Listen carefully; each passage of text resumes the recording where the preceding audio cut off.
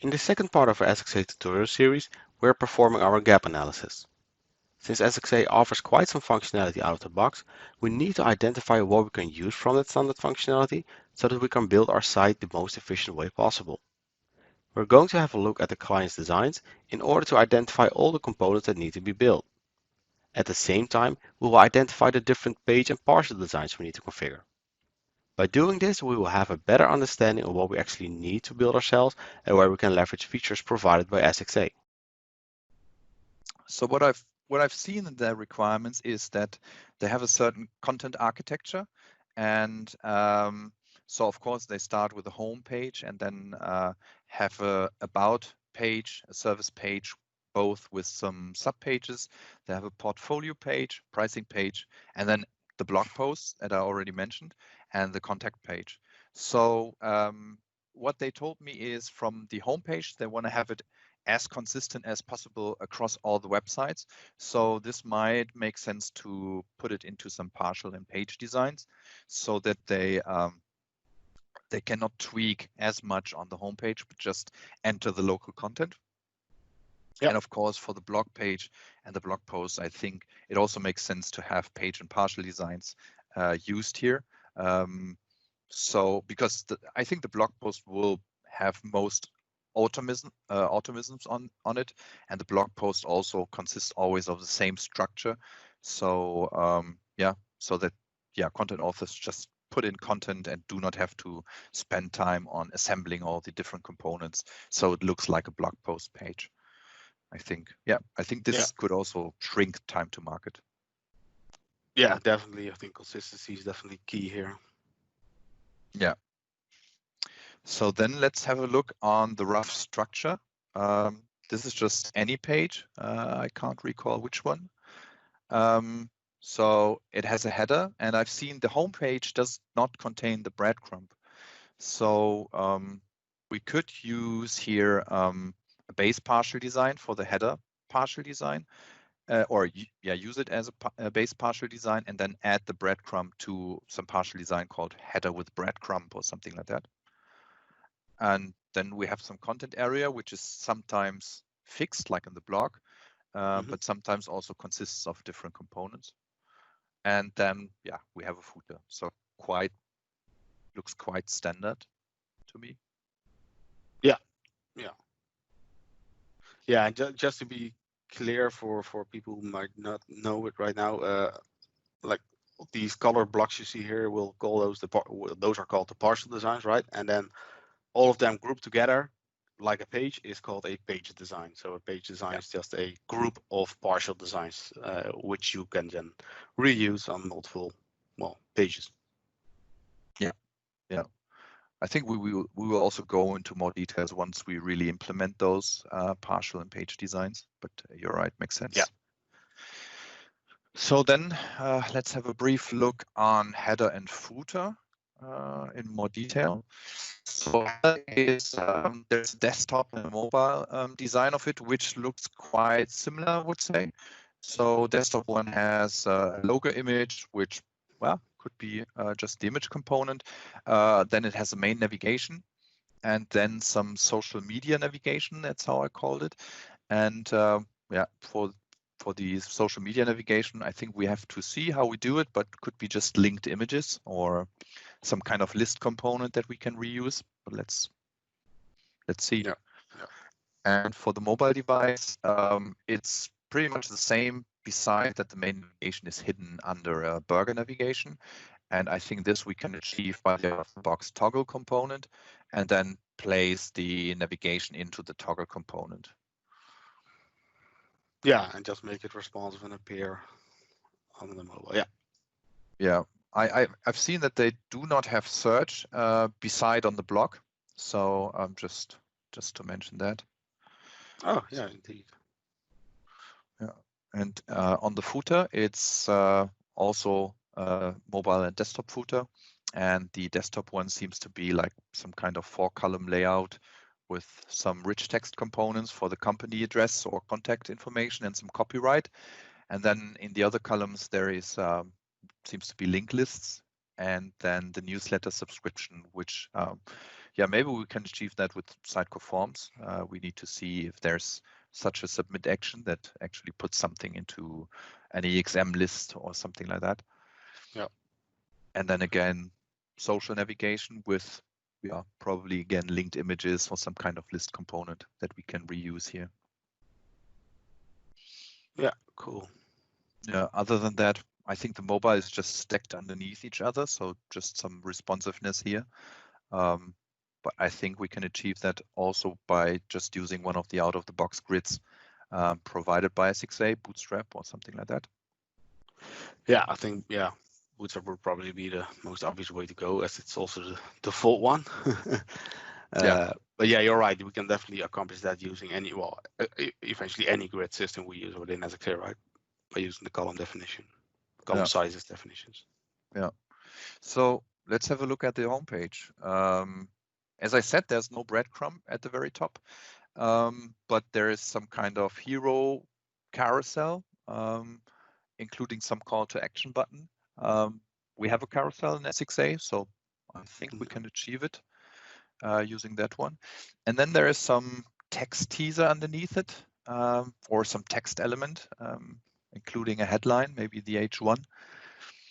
I think we could use a promo, but again, taking the idea of having proper naming for the client, we might want to recreate it using the wizard, the component wizard.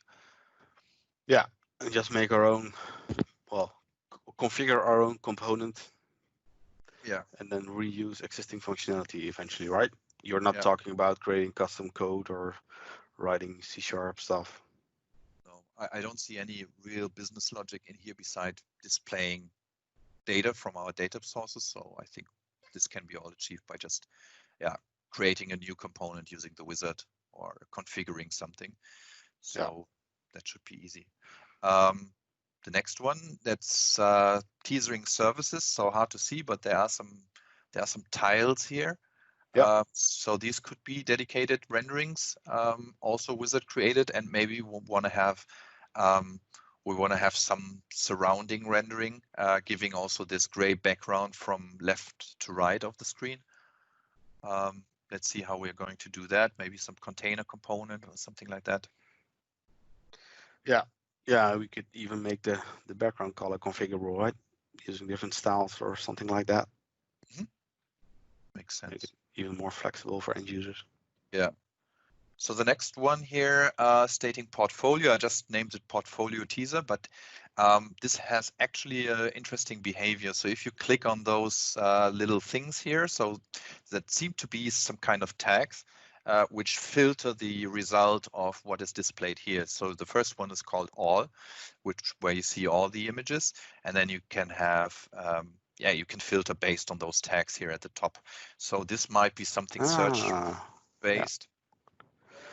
Yeah, that makes sense why you're suggesting search there. Indeed, it's more or less just a search results view kind of thing. Yeah. Cool. Yeah, and then they want to display all the clients they work with, or probably the clients that are most prominent. So there has to be some kind of clients teaser, which we can also do with some file list or link list, or some displays, some images of the logos of the client. So yeah. And if you are going to use images, do they need to be responsive then as well? Are they sizing differently, probably? I have to check the mobile design for that, actually, for all the components. But let's see how they achieve that on mobile devices. Yeah, sure. Next page is the About Us page. So some of the components we know already, like this text teaser component and the clients one here at the bottom. But they also want to show what how their team looks like, or the context of their team. So I called it just team teaser. I think we can also easily achieve that by just creating or using the component wizard. And then this is actually here an interesting one, the skills overview, where they say what level of skills they have in what area. So again, we could use the component wizard, or we can create that fully custom, maybe we have to take a deeper look how that works also on mobile devices, and if there's something behind with business logic. Yeah, maybe we need to discuss it as well. What's the logic behind that? Is there any logic behind it, or is it more or less static data? Mm-hmm. Okay. Then they have a Teams page underneath the About Us, which is actually giving, oh, well, no, this is not the team page. This is a testimonial page, and it's giving some quotes of clients, as it seems, that most probably they're happy with their work. So, yeah, I think, again, we have few renderings here. We could also use some automatism to just teaser all items that contain the data of each quote. So whatever they add, it will be just placed here, and they do not have to add manually components to the page. But let's also see. Yeah, What? perhaps we could even use like more or less a page list component that iterates through a folder of items, right? Yeah, exactly. Yeah. Or the query renderer or something like that. Yeah, exactly. Oh. So now this is the interesting one, I would say, which is the blog overview page. So, well, they don't want to display all blog posts on one page, so they have some pagination here. And then there's a search bar for a full text search. There's some categories filter, so all those blog posts seems to be categorized. And then there are the most recent blog posts listed here, where you can navigate directly to one of the blog posts. And then there is the tag filter here, which again probably limits the results here in the blog's result page. So I think again could be good to use search here and then applying this category filter and tag filter and things like that. Yeah, that looks like an ideal candidate to, well, if you need to do filtering, paging, yeah, that sure does seem the most logical way to go. Yeah, and I think the teasering information we can take directly from the blog post. So it might have, or if I directly go to the blog post, you see it uses the same image and headline and introduction text. So this we could reuse for the teasering. And then, of course, well, one thing here is again some kind of quote, which could be a field in our page template for the blog post page. And then a long, rich text where you can put basically everything. And then we need to, well, here's the author of the blog post. So I think we need to link somehow the author to the blog post, maybe through an experience button, but have a reference on some author items where all the details of an author are located. Yeah.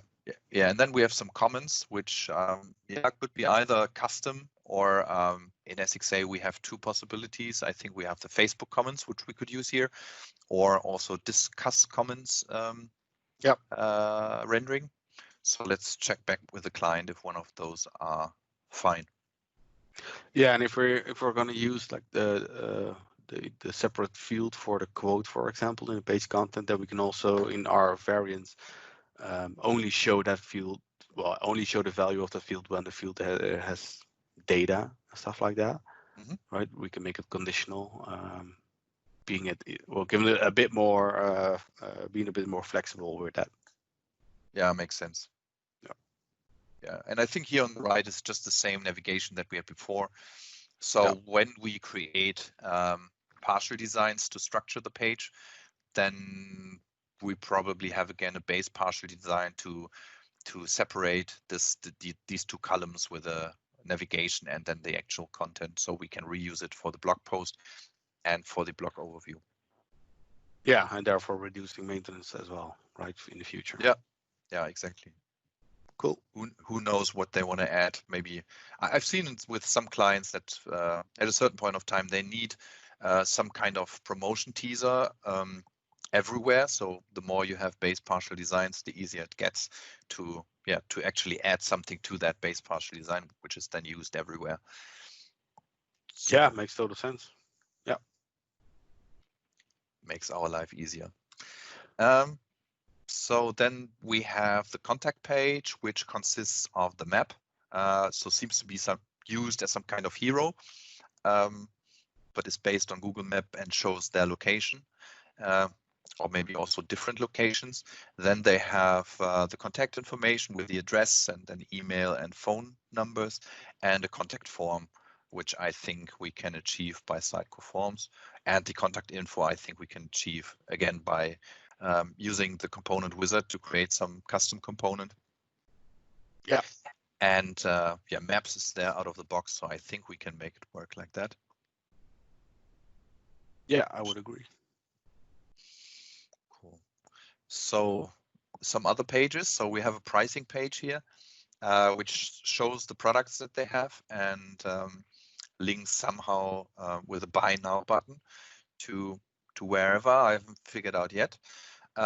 So if these are just teasers to a certain contact page where you can actually like create an order or something, then we can also create this using the component wizard. If there's an actual shop behind, yeah, either it would be based on Sitecore Commerce, then we could also use SXA, I think. Or if they have an external system, then this would most probably be a custom component to be connected to one of their services to put it in a basket or something like that. Let's check back with them how this is going to look like. Yeah, at least make sure that we are componentizing it, because it does seem like the ideal candidate for personalization and things like that, right? This, like, based on your profile, this plan suits your need or whatsoever. Yeah. And then they have here some frequently asked questions, which seems to be an accordion element. So also this we have in SXA out of the box, and I think we can reuse it and style it. And not sure if there's a field missing, but it doesn't seem so. So should be reusable here. Yeah. And the last page I got from them is the services page. So the services teaser we know already from the home page. So there are those tiles which we probably create using the component wizard. And then they have certain features listed here with icons. So again, yeah, looks pretty much like we can use the component wizard to create a component that covers that need. Yeah, it even looks quite similar as the CR services teaser, right? Without the text line then. But yeah. So so we have some standard components that we can reuse, like image, like navigation, or the toggle for the mobile navigation, maps, and all that. And we have some components that we need to create using the component wizard, or most of them we can just configure. And some of them seems that require really custom implementation. So let's prioritize the stuff a bit. I think as most work lays in the blog, because I think they have to create a lot of blog posts before go live. Let's try to have that first. And I think it makes sense to also have a certain frame of the page. So I would say let's start with a homepage, which considers then already header, footer, navigation, all that stuff, and some components that are reused on other pages. So they could create pages already using those components if they want to, and then create the blog with the different blog posts, and then have also the breadcrumb navigation and the blog teaser and all that is needed for the blog.